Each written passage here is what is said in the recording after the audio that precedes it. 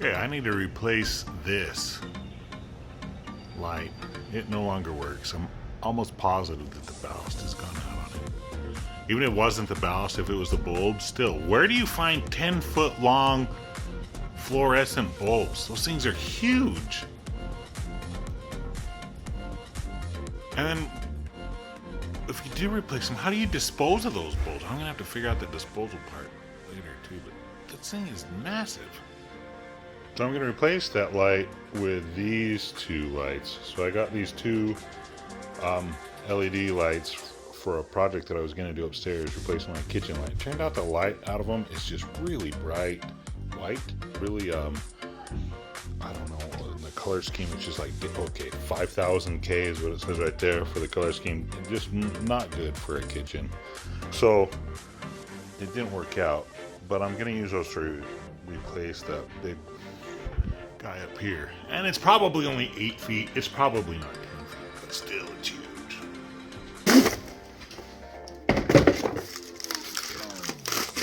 Man, that package is really good.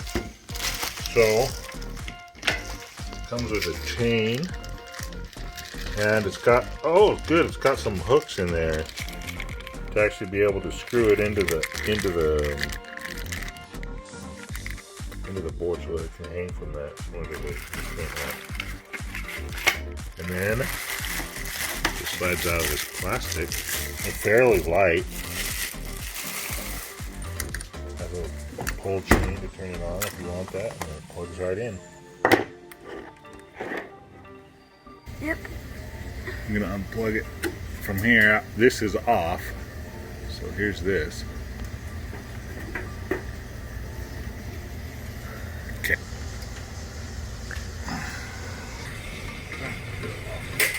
Just like that. So I've got this laser level that I'm trying to shoot to hit that hook and the other hook over there that you can't see. It's not lined up. It's hitting to the right of it about 2 inches. So what that means is I need to move this thing over this way just a hair. I'm going to be fine tuning it, trying to get it to line up. So I moved it over just a hair this way. Now I've got it adjusted to where it's hitting this hook right there. If we look way down over there, it's hitting that hook too, pretty solidly. So the whole reasoning behind that was to be able to get a line, because we have to add some more hooks, because we're not just using the 2 hooks anymore. We have to use 4 hooks now. We want to move them so that the 2 lights aren't touching each other. So I got to remove that hook down there and move it over one, and then add a couple more hooks. So we want to know where to add them to where everything's in a straight line. Hence, whoa, the laser shooting a nice straight line all the way down there. So I need to take this hook out, and that just turns with my fingers, so that's not a problem. If it didn't just turn with my fingers, what you can do is you can get a screwdriver in there, and that allows you to get some leverage, but you don't need to do that because this comes out pretty dang easy with just my fingers. Okay, in order to drill a pilot hole for these screws, we need to know what size of drill bit. And I've got all of these drill bits over here that I got a long time ago. The way that I've figured out how to do this in the past is just to take the drill bit and line it up with the threads, and if you can see the threads, you're good. But you see how we can't see the threads really behind it? That's too big. All right, the next size down, the 7/64 is still too big.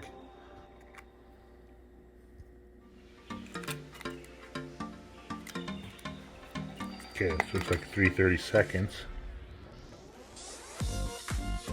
Now I can't see the drill bit at all from behind here, which is good. In front, looks like this one might actually be a little bit small. You can see a lot of the threads on it.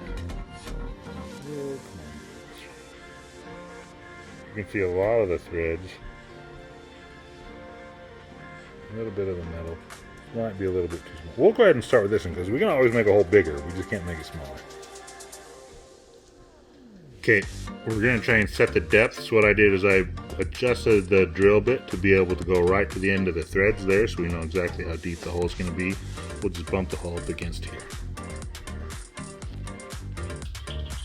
Okay, so we're going to try and center it in the middle of this floor joist inside of the wood part that's on the bottom of it. We don't need to go very deep. The instructions say 8 millimeters. We just measured it on the eye hook. We want to make sure that you're going straight up and down. And then just, well, make sure you're going forward.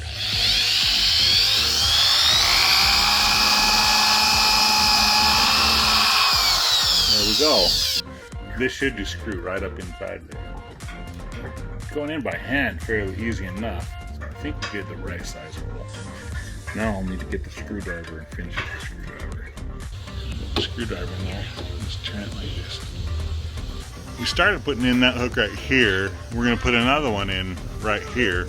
These floor joists are 24 inches apart, so we should put those at 4 feet apart. And the lights I'm putting up are 4 feet lights, which means the chains are going to hang down a little bit like this, but that's like this at an angle. But that's fine. But you'll notice that I started the furthest one away from the laser level because I don't want the laser level shadow to be a problem when I'm trying to do these ones. It kind of already is with that first hook over there, which we're not going to take out and replace. But we still can see. You can see the laser level line right there. We're going to do another hole right here for the other light. One right here for this light. So we should be good.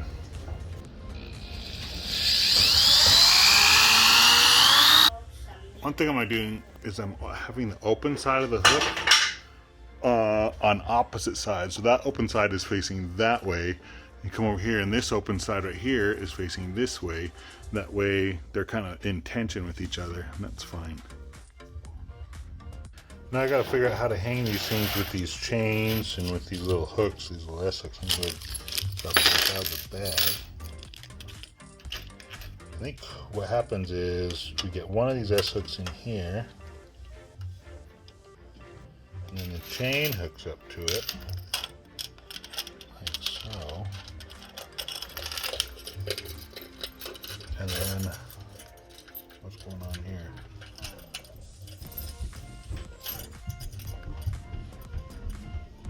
Huh. That's weird.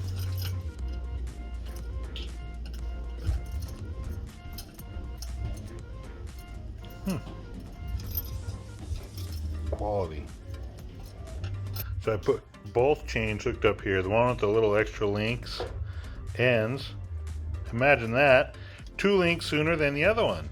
So basically what that tells me is I got to take 2 links out of this one at least when I hang it. Otherwise it's gonna be skiwampus and offside. So I'll do that. So honestly, it's kind of hard to keep these chains from falling out of those little hook spaces right there.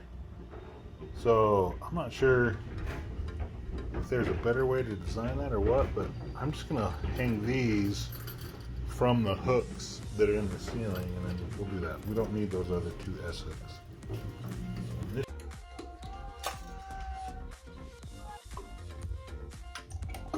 Here's those 2 extra links for no good reason.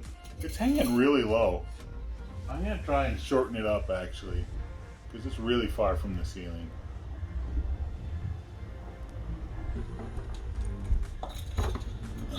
Looks a little better.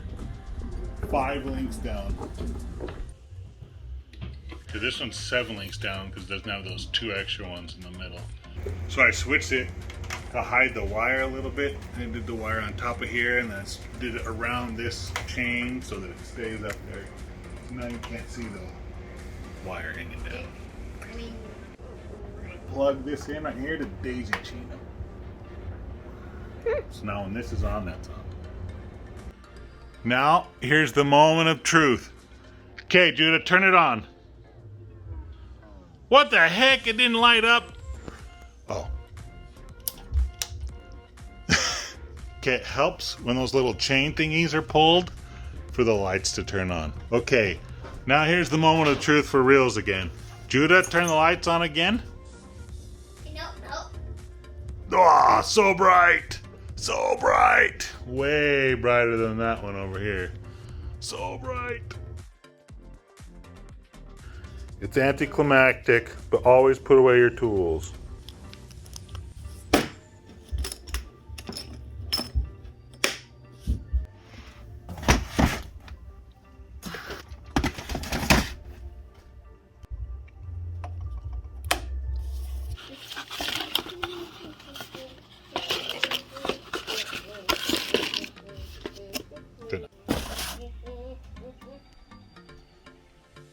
I'm taking the extra fasteners and screws and stuff that we didn't use. I'm going to put them in this handy dandy little kit over here. That way, in order to find them, makes sense. Taking these hook things, putting them in a little box I have here for wood screws. The extra S hooks are just going to go into this miscellaneous, it has a little bit of weird stuff box. Why should you always put away your tools? I mean, you could end up with something like this if you don't, or like this. Good gravy. This, what? Just got done over here. Now those lights are flickering. Oh boy. What are we gonna do about that? I'm trying to refinish the basement, so I don't really want to change them.